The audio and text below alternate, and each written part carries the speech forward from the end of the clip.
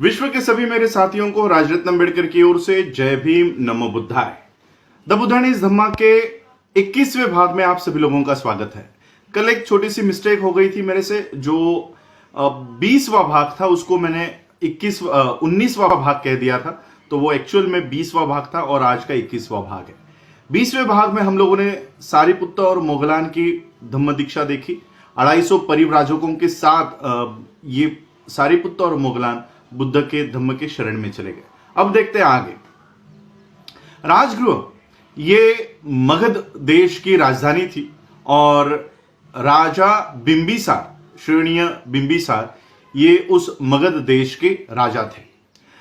अब पूरे राजगृह में बुद्ध के नाम की चर्चा शुरू हो गई और सभी लोग ये बुद्ध की तारीफ कर रहे थे और बुद्ध की चर्चा कर रहे थे। ये बात राजा बिंबिसार को पता चली। राजा बिंबिसार को पता चला कि बुद्ध ने किस तरह से, तथागत बुद्ध ने किस तरह से जटिलों की, जो सनातनी थे, जो रूढ़िवादी थे, जो अपने पद को कभी नहीं छोड़ा करते थे, ऐसे लोगों की धम्म दीक्षा करवाई, धर्मांतरण करवाया, कन्वर्शन करवाया।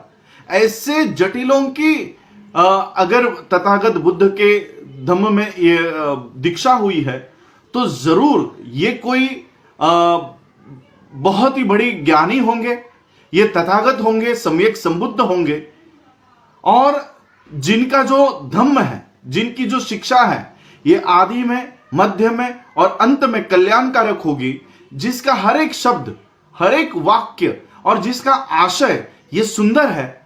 ऐसे ही धम्म का प्रचार ये करते होंगे, तो क्यों ना हम तथागत को मिलने जाए और उनसे इन धम्म के बारे में जाने। तो राजा बिंबिसार ने मन में ये ठान लिया कि बुद्ध को मिलने जाएंगे।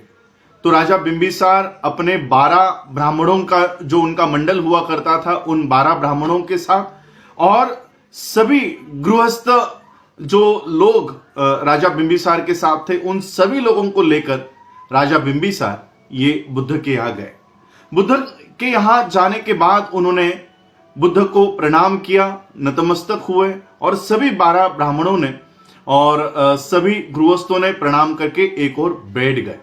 एक और बैठने के बाद वहां के 12 ब्राह्मणों ने और वो सारे गृहस्थों ने देखा कि काश्यप, उरुवेला काश्यप, कल के परसों के एपिसोड में हमने उरुवेला काश्यप के धर्मांतरण के बारे में देखा। उन्होंने देखा ये काश्यप यहां पर कैसे? क्या ये जो श्रमण है, श्रमण यानी तथागत बुद्ध, ये उरुवेला काश्यप के अनुयायी है और वो एक अच्छी जिंदगी व्यतीत कर रहे हैं, या उरुवेला काश्यप ये तथागत बुद्ध के अनुयायी है और उरुवेला काश्यप एक अच्छी जिंदगी बिता रहे हैं? इसमें से क्या सच है? तथागत बुद्ध को पता चला कि इन ब्राह्मणों के और जो गृहस्थ है, इनके दिमाग में क्या चल रहा है, इनके मन में क्या चल रहा है, ये तथागत बुद्ध को पता चला। तथागत बुद्ध ने कश्यप इनको बुलाया और उनको कहा, है उरुवेला वासी, यहां आइए और हमें बताइए कि अपने आप जो अग्नि की पूजा करते थे, होम हवन किया करते थे, बलि चढ़ाया करते थे, आपने उसको क्यों त्याग दिया? तो उरुवेला काश्यप ने जवाब दिया कि अग्नि में बलि चढ़ाने से, यज्ञ करने से ये शब्द, रूप, रस और काम भोग की जो स्त्रियां है, आधीन जो स्त्रियां है, वही वो प्राप्त होता है, यही सब प्राप्त होता है। और मुझे अब पता चला है कि ये सारे जो फल है ये अशुद्ध है और इसलिए मैंने ये होम हवन, ये अग्नि की पूजा और ये यज्ञ, इसको मैंने त्याग दिया है और एक अच्छी जिंदगी और अच्छा मार्ग मैंने अपना लिया है। बुद्ध को उन सभी लोगों को जवाब देना था जिनके दिमाग में ये चल रहा था कि उरुवेला काश्यप ये बुद्ध के अनुयायी है या बुद्ध उरुवेला काश्यप के अनुयायी है। इसलिए बुद्ध ने और एक सवाल पूछा, हे उरुवेला काश्यप, आप हमें बताइए कि आप में ये बदल कैसे हुआ, आप में ये विचारों में बदल कैसे हुआ। तो उर्मिला कश्यप अपनी जगह पर खड़े हुए, उन्होंने अपना चिवल ठीक किया और तथागत बुद्ध के चरणों में वो नतमस्तक हुए, पंचांग प्रणाम किया और सभी लोगों को कहा कि बुद्ध मेरे गुरु है और मैं ही उनका अनुयायी हूं। और फिर सभी ब्राह्मणों को, 12 ब्राह्मणों को, राजा बिंबिसार को और सभी गृहस्थों को यह पता चल गया कि ये उरुवेला कश्यप ही है जो बुद्ध के शरण में चला गया है और बुद्ध कश्यप के शरण में नहीं गए। ये उनको सबको पता चल गया और फिर बुद्ध ने अपने सिद्धांतों की दीक्षा, धम्म की सारी सिद्धांत ये 12 ब्राह्मणों को, वो सभी गृहस्थों को और राजा बिंबिसार को सारा धम्म समझाया। जिस तरह से एक स्वच्छ कपड़े पर, जिस पर कोई दाग नहीं होता, किसी भी तरह का दाग किसी भी अगर किसी वस्त्र को नहीं होता, उस वस्त्र पर अगर रंग चढ़ाया जाए तो जिस तरह से वो वस्त्र उन रंगों को एब्जॉर्ब कर लेता है, अपने आप में समा लेता है, पक्का कर लेता है, उसी तरह से इन 12 ब्राह्मणों के और गृहस्थों के, हजारों गृहस्थों के और राजा बिंबिसार के मन में ये धम्म ये पक्का घर कर गया। और फिर सभी लोगों ने वहीं पर 12 ब्राह्मणों ने और राजा बिंबिसार ने और गृहस्थों ने ये जाहिर किया वहां पर कि हम बुद्ध के धम्म की शरण में जाते हैं। राजा बिंबिसार ने कहा कि जब मैं राजपुत्र था तब मेरी 5 इच्छाएं थी। मेरी पहली इच्छा थी कि मेरा भी राज्याभिषेक हो और मैं भी राजा बनूं। ये मेरी पहली इच्छा थी, वो इच्छा मेरी पूरी हो गई। मेरी दूसरी इच्छा थी कि जब मैं राजा बनूं और मेरे राज्य में फिर एक कोई तथागत यहां पर आए, ये मेरी दूसरी इच्छा थी। मेरी तीसरी इच्छा थी कि उन तथागत का मैं आदर सत्कार करूं, उनका आदर तिथ्य करूं। ये मेरी तीसरी इच्छा थी, वो भी मेरी इच्छा अब पूरी हो गई है। मेरी चौथी इच्छा थी कि मैं उन तथागत से, उन सम्यक संबुद्ध से मैं उनके धम्म के सिद्धांतों को जानूं, उनको सुन सकूं। ये मेरी चौथी इच्छा थी। और मेरी 5वीं इच्छा थी कि मैं उस धम्म के शरण में चला जाऊं। ये मेरी 5वीं इच्छा थी।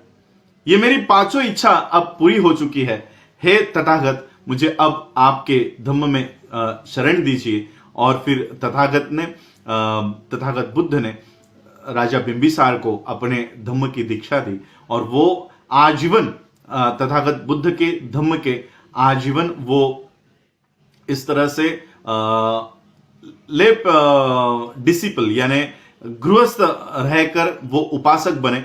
एक उपासक के तौर पर वो तथागत बुद्ध के शिष्य बने। इस तरह से राजा बिंबिसार के ये धम्म दीक्षा हुई। इसमें से मैं कुछ पॉइंट्स आपको बताना चाहता हूं। कुछ लोग इंग्लिश बुक्स पढ़ते होंगे तो मैं उन लोगों को एक बात बताना चाहता हूं। इसमें जो 4th पैराग्राफ है जो मैंने अभी आप लोगों को इसमें बताया है, इसमें एक शब्द आता है, वो पूरी लाइन में पढ़ के बताना चाहता हूं। To have converted the most orthodox and the most obstinate Jatilas was no mean task. Truly so, said King Bimbisara, was no mean task. He must be the blessed, holy, absolute Buddha, proficient in knowledge and conduct, the wayfarer who understands the world, the highest one who guides men, the teacher of gods and men. यहां पर मैं आप लोगों को बताना चाहता हूं कि गॉड का मतलब क्या होता है, क्योंकि बहुत सारे लोग पढ़ते समय यह सोचेंगे कि बाबा साहब यहां पर लिख रहे कि भगवान, गॉड का मतलब हम लोग यही समझ लेते हैं कि भगवान। लेकिन डिक्शनरी, ऑक्सफोर्ड डिक्शनरी में आप गॉड का मतलब देखिए। मैंने जो वर्ड गॉड है इसका जो मीनिंग ऑक्सफोर्ड डिक्शनरी में लिखा हुआ है उसमें से ये एक मीनिंग यहां पर फिट बैठता है। गॉड का मतलब होता है ग्रेटली एडमायर्ड और इन्फ्लुएंशियल पर्सन, जो समाज में जिनकी अनुकरण किया जाता है, जो प्रभावित करते हैं ऐसे लोग। तो बुद्ध ने किसी बादलों में रहने वाले भगवानों की दीक्षा नहीं करवाई है। बादलों में रंभा उर्वशी का डांस देखने वाले या डोरेमोन जैसे गैजेट निकालकर चमत्कार करने वाले भगवानों की दीक्षा नहीं हुई। दीक्षा हुई है गॉड। गॉड का मतलब है इन्फ्लुएंशियल पर्सन, ग्रेटली एडमायर्ड, जिनका समाज पर प्रभुत्व है और पूरा समाज उनको फॉलो करता है। ऐसे लोगों की दीक्षा और आम इंसानों की दीक्षा, जैसे राजपुत्र यशस की दीक्षा हमने देखी, ये इन्फ्लुएंशियल पर्सन हो सकता है।